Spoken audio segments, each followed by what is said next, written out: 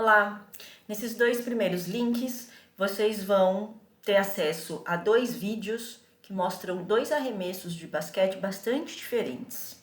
Sugiro depois vocês assistirem para pensar em relação à cinemática de projétil, que é o que a gente vai discutir na aula de hoje. O que é um projétil? Projétil é qualquer corpo projetado no ar, sujeito apenas às forças da gravidade e da resistência do ar. Então, quando eu arremesso uma bola, chuto uma bola, ou quando eu salto, saio do chão, são exemplos de projéteis. E o movimento de qualquer projétil é um caso especial da cinemática linear, em que sabemos o que muda na velocidade e na aceleração após o objeto sair do chão. Uma vez que quando o objeto sair do chão, ele vai estar sujeito apenas às forças da gravidade, A gente acaba ignorando a resistência do ar nesses casos. Então, se quando ele sai do chão, ele está sujeito só à força da gravidade, eu sei qual é a aceleração que ele está sofrendo, e a partir da velocidade inicial, por exemplo, eu sei qual vai ser o comportamento da velocidade dele ao longo de toda a trajetória dele. Vamos pegar aqui dois exemplos diferentes. No primeiro exemplo, imagina que eu peguei essa bolinha verde e eu soltei ela de uma determinada altura verticalmente. Essa bolinha, ela só vai ter velocidade vertical, ela só vai ter deslocamento vertical. Agora, imagina que eu soltei uma mesma bolinha, nesse caso agora a bolinha vermelha, mas imagina que a mesma bolinha, ela tem o mesmo peso e ela está sendo soltada da mesma altura, só que dessa vez ela está sendo soltada com um movimento na diagonal.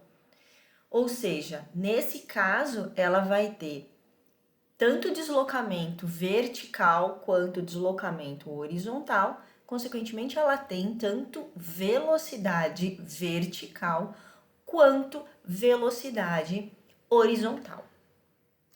Os componentes vertical e horizontal do movimento de projétil, eles vão ser independentes.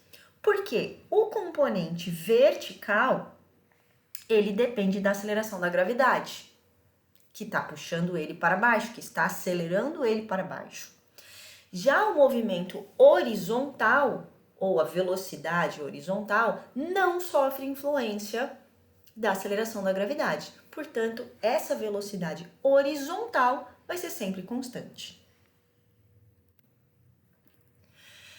No exemplo da bolinha verde, onde eu tenho a velocidade vertical, se eu considerar a minha velocidade inicial, que eu estou soltando a bolinha lá de cima, então o meu, ele vai começar com uma velocidade igual a 0, e a velocidade dela vai aumentar conforme ela for caindo, conforme ela for descendo, tá? Uma vez que ela está sofrendo a aceleração da gravidade. Nesse caso, eu não tenho velocidade em x, eu não tenho velocidade horizontal. O ângulo que essa bolinha saiu, ele vai ser igual a 0, porque, como eu disse nesse exemplo, ela está sendo soltada exatamente na vertical.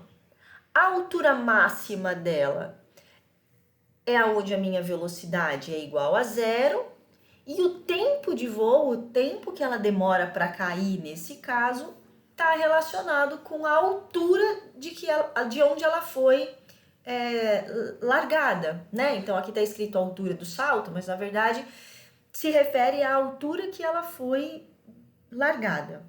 Quanto maior for essa altura, mais tempo ela vai demorar para chegar no chão. Então, o tempo de voo, ele sempre vai estar relacionado com a altura desse projétil. Agora, quando eu falo de um lançamento oblíquo, nos casos que não é completamente na vertical, eu vou ter deslocamento e velocidade tanto horizontal quanto vertical. E esse deslocamento e essa velocidade vertical e horizontal vão depender do ângulo de saída, que é esse ângulo representado aqui pelo ângulo θ. Então, quanto maior for este ângulo de saída, maior é a componente vertical da velocidade, menor é a componente horizontal da velocidade. Consequentemente, eu vou ter mais deslocamento vertical que horizontal. Agora, quanto menor for esse ângulo de saída, maior vai ser o deslocamento horizontal e a velocidade horizontal, menor vai ser a velocidade vertical e, consequentemente, o deslocamento vertical. Tá?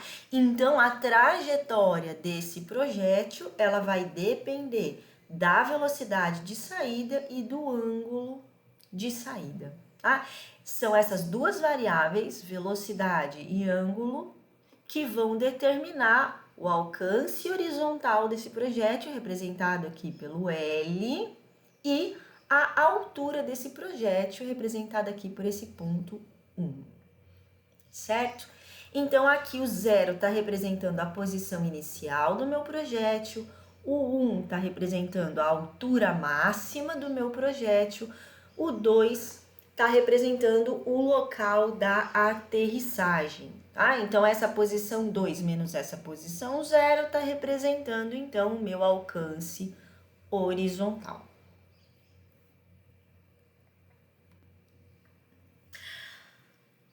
Alguns fatores vão influenciar a trajetória desse projétil.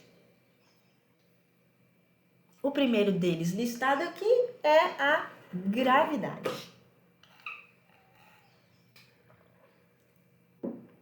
Então, a gravidade ela sempre vai resultar em uma aceleração vertical constante para baixo, sempre para baixo, tá? Então, o valor menos 9,81 metros por segundo ao quadrado, esse menos significa que ela é sempre para baixo. Ou seja, se eu lanço uma bola para cima, por exemplo, até ela atingir o pico, a altura, essa velocidade vai diminuir, porque ela está desacelerando. A aceleração da gravidade está puxando essa bola para baixo. Então, ela vai sair aqui com o máximo de velocidade e essa velocidade vai diminuir até chegar lá no pico, aonde a minha velocidade vai ser 0 e essa velocidade vai começar a aumentar para baixo, né? Porque agora a aceleração da gravidade está fazendo com que essa bola acelere para baixo. Então, a velocidade vai aumentar conforme essa bola estiver descendo. A trajetória do projétil, ela vai ser, num lançamento oblíquo, ela vai ser sempre uma parábola, se eu considerar a ausência da resistência do ar. Então, se eu ignorar a resistência do ar, eu sempre vou ter uma parábola perfeitinha aqui, ó, no meu lançamento de projétil, tá? Não importa se eu estou falando de uma bola, se eu estou falando do meu corpo saltando no ar, a trajetória sempre vai ser uma parábola.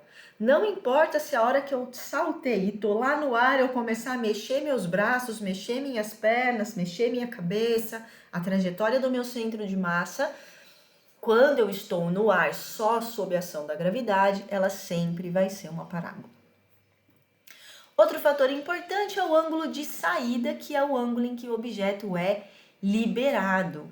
Esse ângulo de saída vai determinar a forma da trajetória. Então, quanto menor for esse ângulo de saída, menor vai ser esse pico aqui, menor vai ser a altura alcançada. Quanto maior for esse ângulo de saída, maior vai ser essa altura alcançada.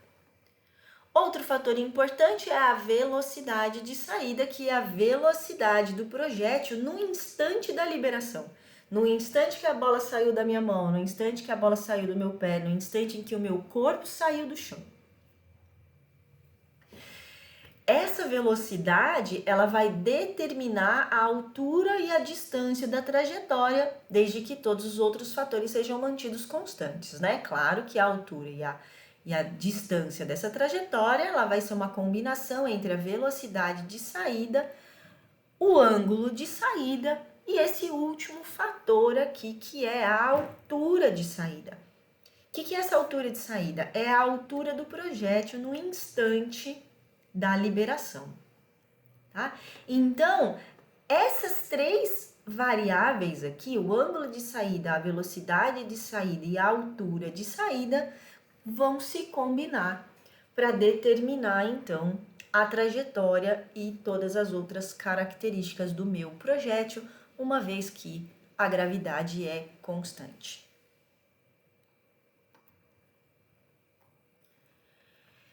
Aqui a gente tem um exemplo de uma análise de movimento de projétil em duas dimensões. Então, imagina que a gente está olhando aqui a velocidade horizontal, Vx, e a velocidade vertical, Vy. A hora que esse projétil, a hora que esse objeto, ele é lançado, nesse instante, é o instante onde eu tenho a maior velocidade resultante, representada aqui pelo vetorzinho vermelho. E conforme esse projétil vai se deslocando, essa velocidade ela vai diminuindo até ela ficar igual a zero no ponto de maior altura, de maior alcance vertical. Depois dessa velocidade resultante, ela vai começar a aumentar para baixo até ele parar, até ele chegar no solo de novo, por exemplo. Isso aqui a gente vai considerando que ele saiu e voltou para o chão. Dependendo do ângulo dessa velocidade de saída, eu vou ter uma quantidade de velocidade horizontal, uma quantidade de Vx e uma quantidade de Vy. A velocidade vertical está sofrendo a ação da gravidade. Então, essa velocidade vertical, ela vai diminuir até chegar no topo e vai aumentar depois do topo até ela descer, né? Chegar no chão. A velocidade horizontal, que é o Vx, não muda. Ela vai ser sempre igual à velocidade horizontal de saída, porque ela não sofre a ação da gravidade. Então, se eu estou ignorando a resistência do ar, eu não tenho nenhuma força para frear essa velocidade horizontal, tá? Então, a velocidade vertical, ela vai começar no seu ponto máximo, diminuir até chegar no topo, e depois ela vai aumentar novamente conforme esse objeto está descendo. A velocidade em x, a velocidade horizontal, ela vai ser sempre constante durante toda a trajetória do meu projétil.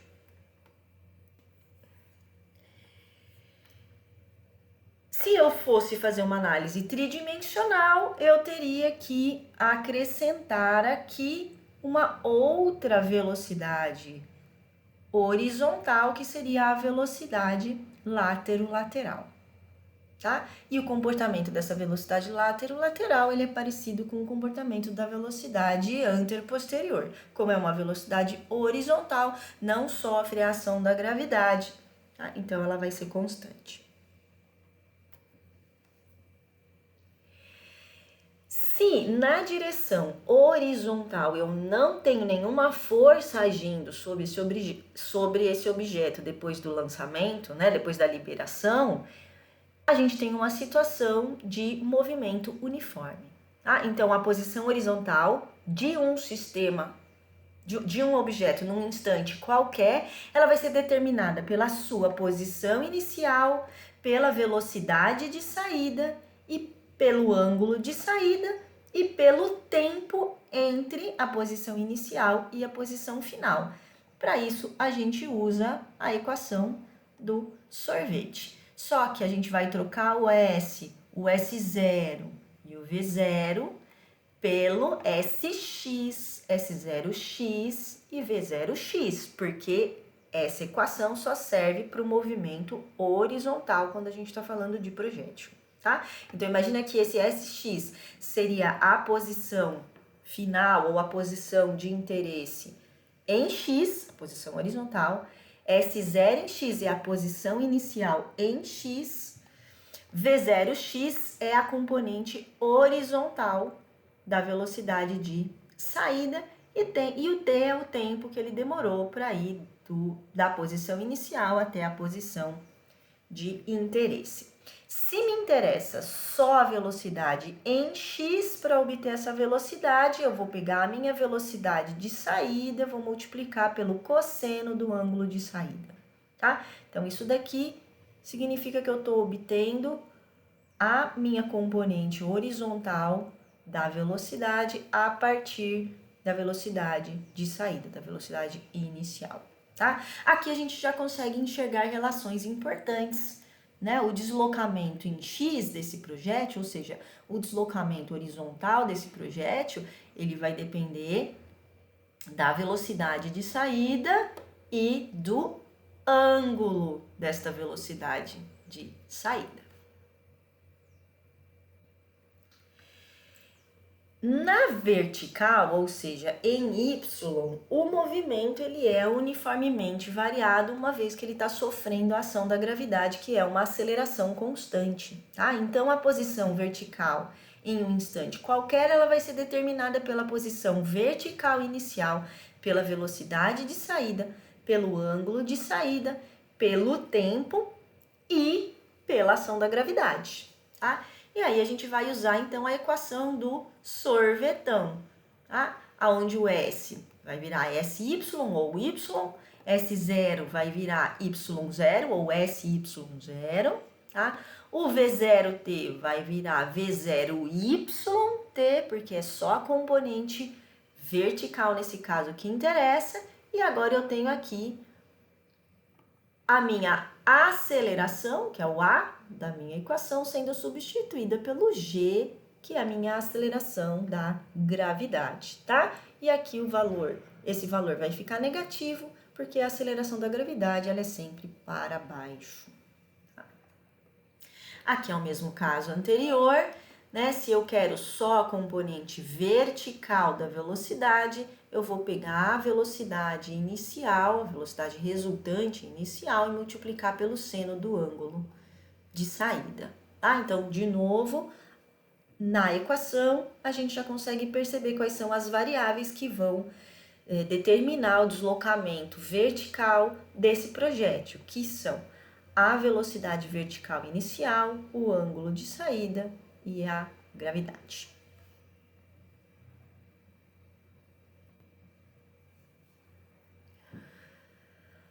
Quando eu tenho a altura de saída igual à altura de chegada e eu sei qual é a velocidade de saída e o ângulo de saída, eu consigo calcular direto a altura máxima por essa equação aqui e a distância alcançada por essa equação aqui. Tá? Então, eu elevo a velocidade ao quadrado, tá? Multiplicada aí pelo seno ao quadrado do ângulo de saída, divido por 2g, eu tenho a altura. E para saber a distância, eu vou pegar a velocidade ao quadrado, multiplicar pelo seno de 2θ dividido por g, ok? Agora, olha aqui que a gente tem um caso interessante. Quando a altura de saída é igual à altura de chegada, eu consigo obter a altura máxima alcançada por esse projétil só a partir do tempo de voo. Então, se eu conseguir mensurar o tempo de voo, eu vou jogar nessa equação aqui o tempo, g é a aceleração da gravidade, menos 9,81, e eu vou saber qual é essa altura aqui. É isso que é usado naqueles tapetinhos de contato que medem a altura do salto. Né? Então, o que aquele tapete mede? Na verdade, ele vai medir o tempo que o seu pé ficou sem contato com o tapete, que está relacionado com o tempo de voo, certo? E aí, o programinha que vem junto com o tapetinho, ele vai pegar o tempo de voo, jogar nessa equação e vai te devolver a altura. Hoje em dia a gente tem aplicativos de celular que também fazem isso. Você filma o salto, aí você vai lá na imagem de vídeo, você clica no quadro onde o seu pé vai começar a sair do chão, clica no quadro onde o seu pé vai voltar a tocar o chão. A partir disso ele sabe o número de quadros que tem nesse intervalo que o pé ficou fora do chão, ou seja, na fase de voo, ele consegue obter o tempo, joga nessa equação e te devolve a altura do salto, tá? Mas isso só funciona quando a altura de saída é igual à altura de chegada, tá? Por isso que isso acaba sendo mais utilizado para saltos verticais. Geralmente, salto horizontal, a altura de chegada ela é menor que a altura de saída, e aí essa equação não serve, porque quando a altura de chegada é diferente da altura de saída, o tempo até o pico vai ser diferente do tempo do pico até o final. Tá? Então, essa equação aqui, essas equações, elas só funcionam quando eu tenho o mesmo tempo para chegar até a altura máxima e depois para descer e parar.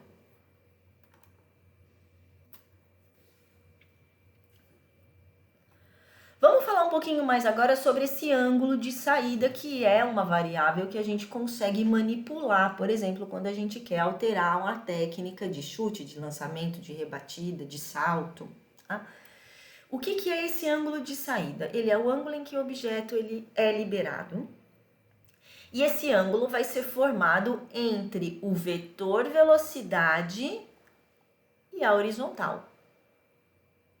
Tá? Esse é o ângulo de saída desse exemplo aqui. Esse ângulo, ele vai ser entre 0 e 90 graus. Se ele for 0, eu tenho só movimento horizontal, só velocidade horizontal, nesse início aqui, né? E se ele for 90, eu tenho só velocidade vertical nesse início aqui, tá? Esse ângulo de saída vai determinar a forma da trajetória deste projétil e vai influenciar tanto o deslocamento vertical quanto o deslocamento horizontal. Então, quanto menor o ângulo, maior o deslocamento horizontal, quanto menor o ângulo, maior o deslocamento horizontal, quanto maior o ângulo, maior o deslocamento vertical. Aqui nós temos um exemplo da influência desse ângulo de saída. Tá? Considerando um projétil lançado com uma velocidade igual a 10 metros por segundo, com altura de saída igual à altura de chegada, qual é o ângulo necessário para se atingir um maior alcance? Nesse caso, nós temos três ângulos testados, 30 graus, 45 graus e 60 graus, e a hora que a gente substitui esses valores nessas equações para saber a altura, né, e o alcance horizontal, a gente vai perceber que nesse caso o ângulo de 45 graus foi o que gerou um maior alcance horizontal. Mas olha aqui que interessante, o ângulo de 30 graus e o ângulo de 60 graus, eles geraram o mesmo alcance, considerando que esses dois lançamentos foram feitos com a mesma velocidade de saída, que no caso aqui foi de 10 metros por segundo. Agora, esse ângulo de saída de 45 graus, ele não é um número universal. Então sempre o ângulo ideal, que eu vou conseguir maior alcance horizontal, é o ângulo de 45 graus. Não, porque ele depende dessa diferença entre a altura de saída e a altura de chegada. Nesse exemplo aqui, nós estamos usando um exemplo onde a altura de saída e a altura de chegada são iguais. Isso não acontece na maioria dos esportes. Tá? Então, se a gente for olhar esportes diferentes, a gente vai ver que o ângulo ideal de saída, ele é diferente, ele é específico daquele movimento, daquela técnica. Então, no saque do tênis, a gente tem ângulos de saída entre 3 e 15 graus, no lançamento de disco entre 15 e 35 graus, no salto em altura, ângulos entre 40 e 48 graus, no salto em distância, ângulos entre 18 e 27 graus e assim por diante. Tá? Então, se vocês pensarem na diferença da trajetória do projétil nesses diferentes esportes e na diferença de objetivo que eu tenho, né, com esses projéteis, nesses diferentes esportes, a gente consegue entender o porquê que esses ângulos são diferentes.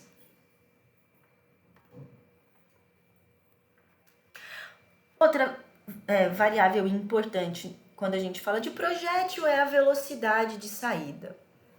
Quando o ângulo de saída e os outros fatores, né, a altura de saída, por exemplo, são constantes, são mantidos constantes, a velocidade de saída é que vai determinar o comprimento ou o tamanho da trajetória de um projétil. Ou seja, para o mesmo ângulo de saída, quanto maior for a velocidade, maior vai ser o comprimento ou o tamanho da trajetória do projétil. Então, por exemplo, em um salto vertical sobre uma superfície plana, quanto maior for a velocidade vertical na partida, mais alto é o salto. E quanto mais alto for o salto, maior vai ser o tempo em que o saltador fica no ar, ou seja, maior vai ser o tempo de voo. Aqui nós temos um exemplo numérico da influência dessa velocidade. Então, imagina que nós temos 3 lançamentos, os 3 lançamentos com 45 graus, mas no primeiro a velocidade de saída é de 10 metros por segundo, no segundo é de 20 e no terceiro é de 30 metros por segundo. No lançamento a 10 metros por segundo, eu tenho um alcance de 10,19 metros, enquanto num lançamento com velocidade inicial de 30 metros por segundo, eu tenho um alcance de 91,74 metros. Ou seja, eu aumentando a velocidade, eu aumento bastante o alcance horizontal, considerando que eu não mexi aqui no meu ângulo de saída. Isso porque se a gente lembrar da equação, a gente vai lembrar que a velocidade ela está ao quadrado, né? Então, ela tem uma influência, a velocidade de saída tem uma influência muito forte no alcance do meu projétil.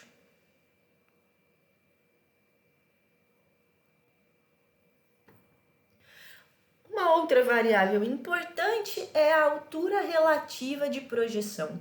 Essa altura relativa de projeção, ela depende da altura de saída do meu projétil e da altura de chegada do meu projétil, ou seja, da diferença entre essas alturas, tá? Então, a altura relativa de projeção ou altura de saída, ela vai ser a diferença entre a altura inicial a partir da qual o corpo ou objeto foi liberado e a altura na qual esse corpo aterrissa.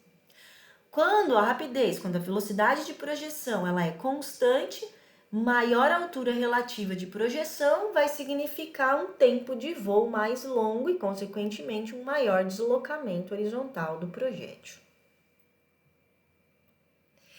Então, quando a gente quer saber, por exemplo, qual é o ângulo de saída ideal, a gente não pode esquecer que eu preciso olhar também a velocidade de saída e a altura relativa de projeção, tá? Por isso, o ângulo ideal para um maior alcance não é sempre 45 graus. Ele vai ser em torno de 45 graus quando a altura de saída é igual à altura de chegada. Mas se a gente for olhar na teoria, quando eu tenho uma altura de projeção positiva, ou seja, a altura de saída é maior que a altura de chegada, eu vou ter ângulos menores que 45 graus. E quando eu tenho uma altura de projeção negativa, ou seja, a altura de saída ela é menor do que a altura de chegada, eu vou ter ângulos maiores que 45 graus. Isso é muito bonito na teoria.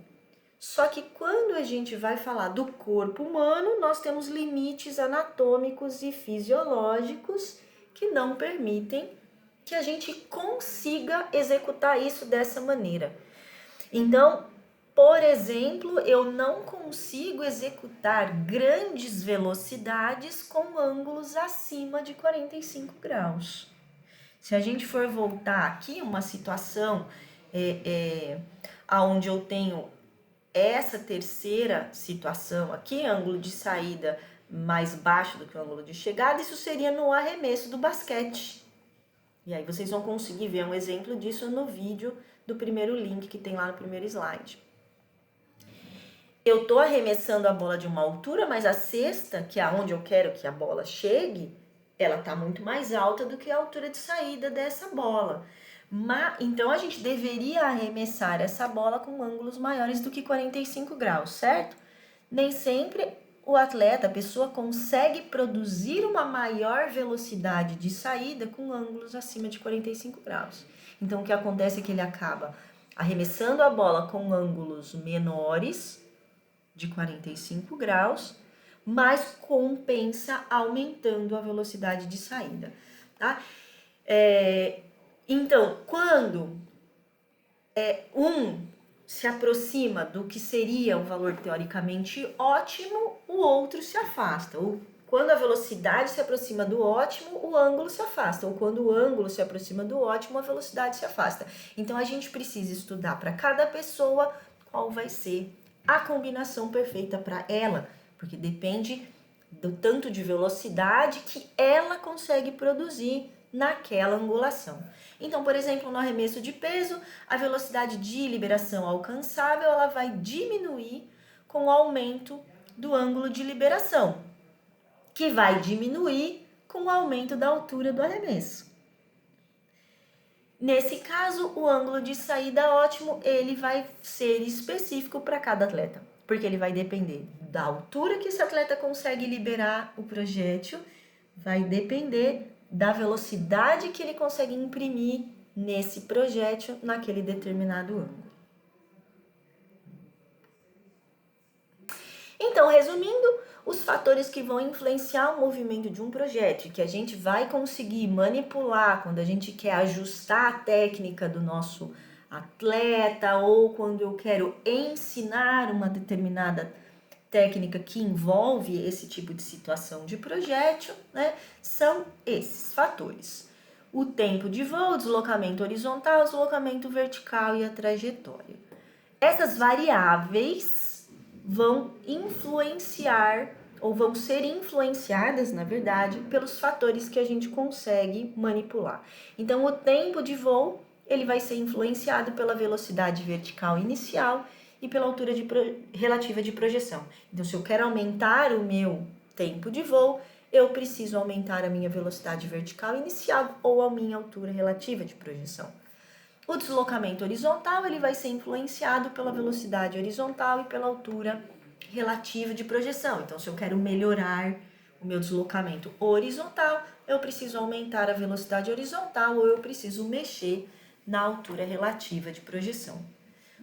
O deslocamento vertical vai ser influenciado pela velocidade vertical inicial e pela altura relativa de projeção, e a trajetória total ela vai ser influenciada pelas três coisas: pela velocidade inicial, pelo ângulo de saída e pela altura relativa de projeção. Então, agora um exercício bacana é você pensar em um esporte que tenha essa situação de projétil.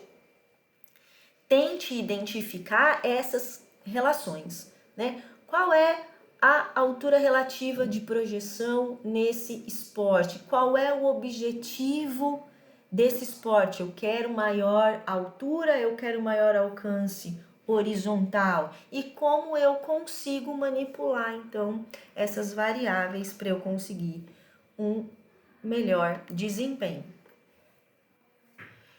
Aqui a gente tem um exemplo dessas variáveis medidas em atletas brasileiras do salto em distância, tá? Então, se a gente for observar aqui, essa primeira atleta, que foi a que conseguiu uma maior distância, ela saiu com um ângulo de 23,3 graus, com uma altura de saída de 1,18, com uma velocidade em x de 7,77, né? Uma velocidade em z, que é a velocidade vertical, nesse caso de 3,40. Esses valores, eles são diferentes, mas eles não são tão diferentes assim da que ficou em segundo lugar, né? Ela saiu com um ângulo de 23 graus, uma altura de saída de 1,14, uma velocidade horizontal de 7,75, uma velocidade vertical de 3,29. Ou seja, no esporte de alto rendimento, pequenas alterações é que vão determinar quem vai vencer.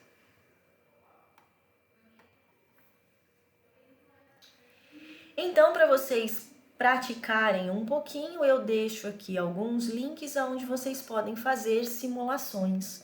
Então, nesses sites, vocês conseguem entrar com uma velocidade de saída e com o ângulo de saída, e ele vai simular para você a trajetória do projétil, e aí você consegue brincar. Se eu alterar esse ângulo de saída em 5 graus e manter a minha velocidade igual, o que vai acontecer com a trajetória desse projétil? Ele vai mostrar a trajetória deste projétil, tá? E para quem quiser ir um pouquinho além, você consegue fazer isso com os seus dados. Se você fizer um arremesso, por exemplo, e filmar, no Kinovia você consegue ter o ângulo de saída, você consegue calcular a velocidade e você consegue entrar então com a velocidade e o ângulo de saída nesses simuladores e simular qual alteração seria interessante para você ter um melhor desempenho.